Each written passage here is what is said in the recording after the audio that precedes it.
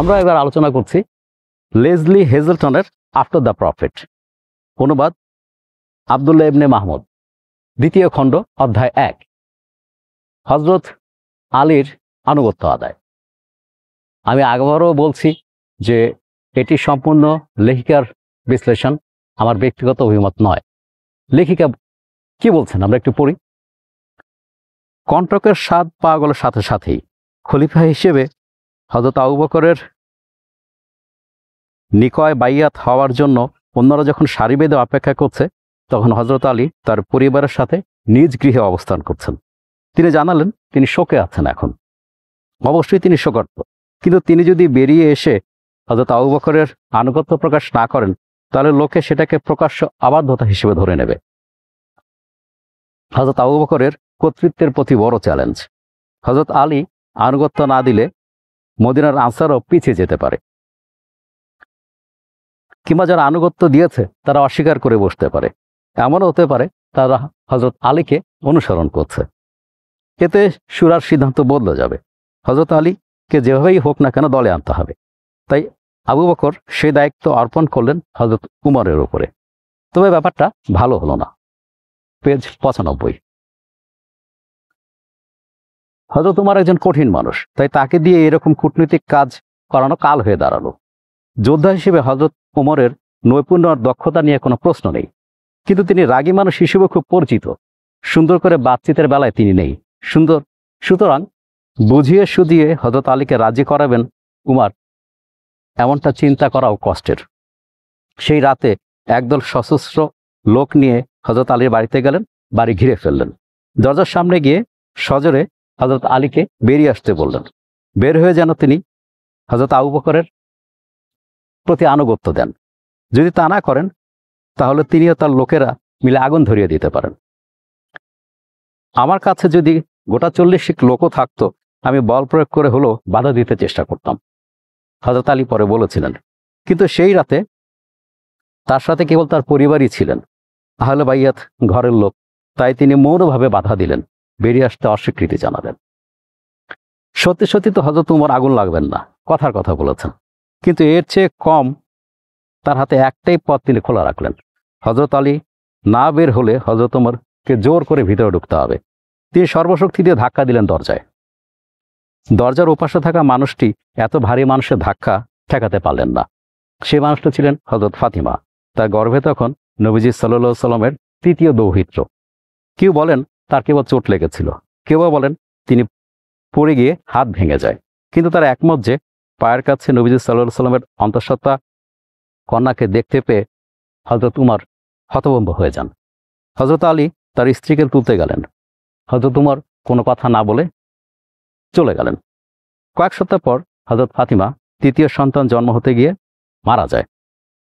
কেউ জানেন না এটা স্রেফ গর্ভপাত ছিল, নাকি হযরত উমরের ধাক্কার ফলশ্রুতিতে হয়েছিল, নাকি তিনি তখন শীর্ণ শরীরের অধিকারী ছিলেন বিধায় এমনটি অবধারিত ছিল।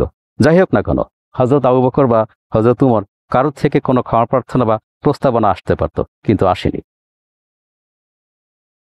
যদিও এখানে অনুবাদক ভিন্নমত পোষণ করেছেন। তিনি বলতে চাচ্ছেন যে এই ধরনের ঘটনার কোনো বিশুদ্ধ রেফারেন্স নাই, আর যাদের ক্ষেত্রে এটার করা রেফারেন্স দেওয়া হয়েছে তারা মূলধারার শিয়া আলেম নয়। তার উপরে কাটা ঘায়ে নুনের ছিটা হিসেবে আরেকটা কাণ্ড ঘটে গেল। হযরত ফাতিমাকে যে জায়গাকে নিজের সম্পত্তি বলে জানতেন সেটি হারালেন তিনি। তার গর্ভপাতের কিছুদিন পর হযরত ফাতিমা হযরত আবু বকরের কাছে গিয়ে তার পিতার একটি জায়গা জমি তার কাছ থেকে প্রাপ্য বুঝে পেতে গেলেন। মদিনার উত্তরে খায়বার ফাদাকের মরুদ্যানে সেই জমিতে আছে খেজুরের বাগান। কিন্তু হযরত আবু বকর যে উত্তর দিলেন তাতে তিনি হতভম্ব হয়ে যান। হযরত মুহাম্মদ সাল্লাল্লাহু আলাইহি ওয়াসাল্লামের জমি উম্মতের জন্য বরাদ্দ, কোনো ব্যক্তি বিশেষের জন্য নয়, জানালেন হযরত আবু বকর। খলিফা হিসেবে তার দায়িত্ব মুসলিমদের কল্যাণে দান হেতু এই জমির দেখভাল করা। কাউকে দেওয়ার অধিকার তার নেই। হযরত মুহাম্মদ সাল্লাল্লাহু আলাইহি ওয়াসাল্লাম তাকে বলে গিয়েছেন, নবীদের কোনো উত্তরাধিকারী হয় না, তারা যা রেখে যান সেটা জনগণের জন্য। হযরত ফাতিমার কোনো উপায় থাকলো না সেটি মেনে নেওয়া ছাড়া। হযরত আবু বকরের সততা জনবিদিত। হযরত ফাতিমা যাই ভাবুন না কেন, পরবর্তীতে সুন্নি সম্প্রদায় হযরত আবু বকরের সিদ্ধান্তকে সম্ভাষণ জানিয়ে এসেছেন উত্তরাধিকার প্রশ্নে ব্যক্তির চেয়ে মুসলিম সমাজে গুরুত্ব দেওয়ার জন্য। আবু বকর যেন বলছেন, শুধু তুমি নও, আমরা সবাই রাসূলুল্লাহ সাল্লাল্লাহু আলাইহি ওয়াসাল্লামের পরিবার। কিন্তু শিয়া সম্প্রদায়ের মানুষরা বিশ্বাস করেন যে হযরত মুহাম্মদ সাল্লাল্লাহু আলাইহি ওয়াসাল্লামের পরিবারের লোক এবারও ধোঁকা খেয়েছেন। তাদের এক কবি যেমন লিখে গিয়েছেন, হযরত আলী না পেলেন নেতৃত্ব, হযরত ফাতিমা পেলেন না সম্পত্তি। এভাবেই লেখিকা হযরত আবু বকরের খলিফা হওয়ার পরের ঘটনাবলী বর্ণনা করেছেন। বইটি পড়লে আপনারা আরো অনেক বেশি জানতে পারবেন। Another dawn, the same old fight against the shadows of the night. My own reflection, enemy, whispering doubts, ensnaring me.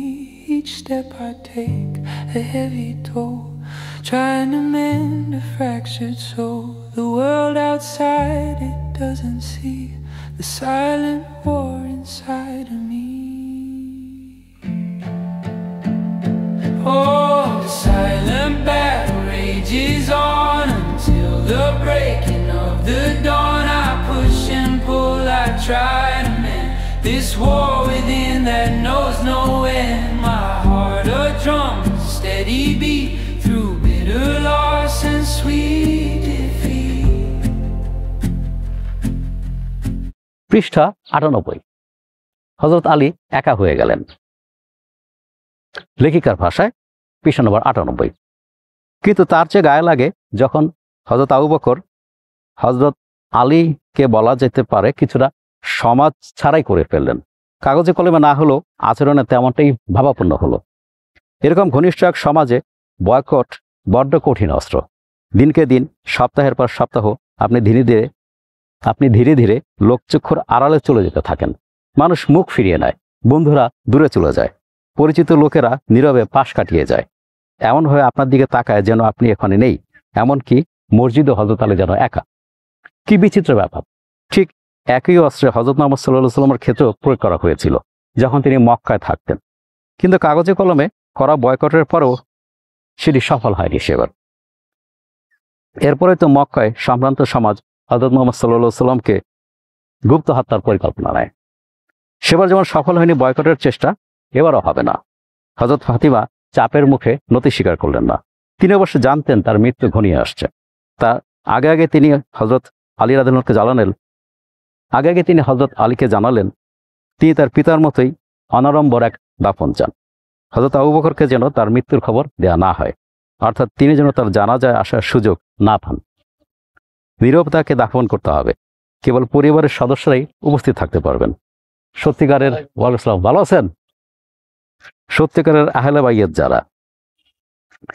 অনুবাদক অবশ্যই এখানে বলতে চাচ্ছেন যে এই ফাদাকের সম্পত্তির ব্যাপারে হযরত ফাতিমা হযরত আবু বকরের উপর অসন্তুষ্ট ছিলেন। যখন মৃত্যুসজ্জায় তখন হযরত আবু বকর তাকে সন্তুষ্ট করার চেষ্টা করেন যে আল্লাহর কসম, আমি ঘর বাড়ি ধন সম্পদ পরিবার পরিজন ও গোষ্ঠী অত্র ত্যাগ করেছি কেবল আল্লাহর সন্তুষ্টির জন্য, তার রসুলের সন্তুষ্টির জন্য এবং তোমাদের সন্তুষ্টির জন্য। হে আহলে বাইয়াত, হে রসুলের পরিজন। তখন হযরত ফাতিমা সন্তোষ প্রকাশ করেন। এটা হাদিস সূত্রে। আবার বুখারীতে বলা আছে যে হযরত আয়েশা মৃত্যুর সংবাদ হযরত আবু বকরকে দেয়া হয়নি। এ ধরনের হাদিস এই তথ্যগুলিতে কিছুটা এলোমেলো দেখা যায়, এক এক সময় এক এক রকমের অর্থ প্রকাশ করে হাদিসগুলো। যাক, আমরা তাহলে বিষয়টি সম্পর্কে জানলাম। আশা করি আপনারা বইটা পড়লে আরো অনেক বেশি বিস্তারিত জানতে পারবেন।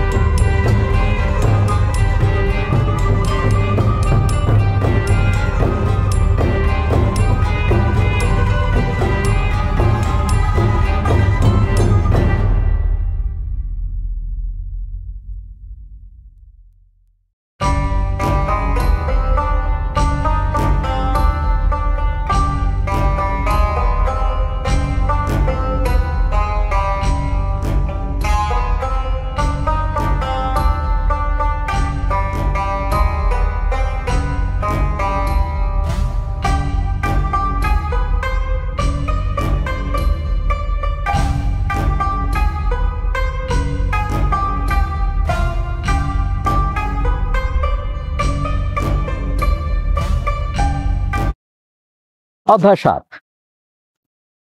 গোপন পত্র ও হযরত ওসমান হত্যা। আমরা জানি যে বিদ্রোহীরা হযরত ওসমানের বাড়ি ঘেরাও করেছিল, তাকে হত্যা করার জন্য। এক পর্যায়ে তারা চলে গিয়েছিল, কিন্তু একটি গোপন পত্র সমস্ত কিছু ঘুরিয়ে দিল। আমরা জানি যে বিদ্রোহীরা হযরত ওসমানকে হত্যা করার জন্য মদিনায় এসে পৌঁছেছিল এবং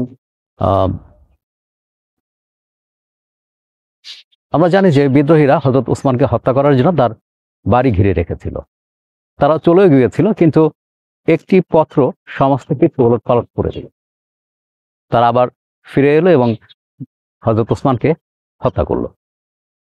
লেখিকা সেই গোপন পত্রের কথা উল্লেখ করতে গিয়ে বলেন,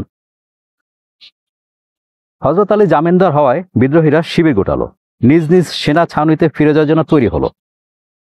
সবই ভালো ভালো হয়ে যেত যদি না মিশরের ফিরতি পথে 3 দিনের মাথায় মুহাম্মদ ইবনে আবু বকর এক দূতকে তাদের পেছন থেকে দ্রুত ছুটে আসতে না দেখতেন। তাদেরকে পিছে ফেলে কোথায় যেন ছুটে যাচ্ছে সেই দূত। তারা তাকে থামিয়ে প্রশ্ন করলো, জানতে পারলো যে সে খলিফার দূত। তারা থলের ভেতরে তল্লাশি চালানো হলো। ভেতরে লেখার সরঞ্জামাদি, ছুরি, সিল ইত্যাদি। ভেতরে এক গোপন পকেটে পাওয়া গেল একটি চিঠি, উপরে উসমান এর সিল মারা। চিঠির প্রাপক তার শ্যালক, যে শ্যালককে বদলে তিনি হযরত আবু বকরের ছেলেকে দায়িত্ব দিবেন বলে ওয়াদা করেছেন। চিঠিতে নির্দেশ দেওয়া হয়েছে ফিরে আসে বিদ্রোহীদেরকে সবাইকে যেন গ্রেফতার করা হয়।